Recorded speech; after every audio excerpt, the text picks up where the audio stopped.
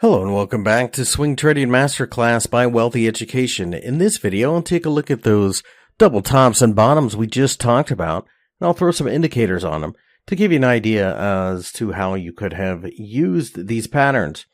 The Litecoin example, if you remember, was a double top based upon this move right here. Well, when you look at the chart, you can see that clearly there is some resistance in the form of the round figure at 45, which of course is worth paying attention to. We did not get that far, but you can see that a wick and then the base is down there, kind of like where we had pushed from. But that would have been your first thing to pay attention to.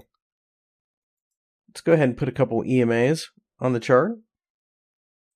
And since it's a shorter term chart, an hourly chart, let's put the 9 and the 20, and you can see that we crossed right here, right as we broke through the neckline of this M pattern, if you will.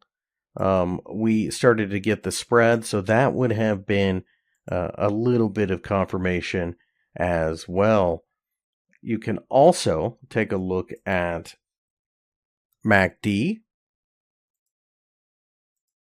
and you would see the cross right here, right before we broke down, and then the zero signal line being crossed right there as we broke the bottom of the M pattern also. So with that in mind, it's certainly worth paying quite a bit of attention to. Now, there were multiple examples on this chart that I could point to. This was the one that we had talked about. Pretty straightforward here. First thing that would have caught your attention is that we were basically right here where we had seen some trouble right around 123 or so. So historical precedents, to say the least.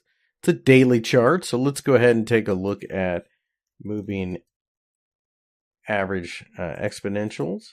Let's go ahead and make this a little bit longer time frame. Let's do the 20 and the 50.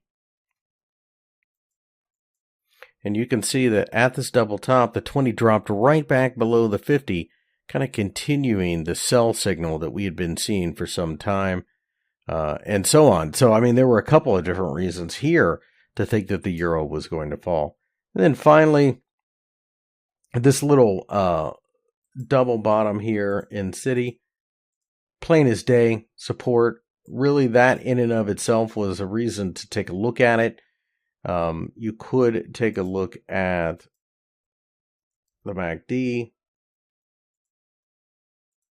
And as you can see, we had a cross right here on this side of the W pattern as we shot higher and then eventually took off.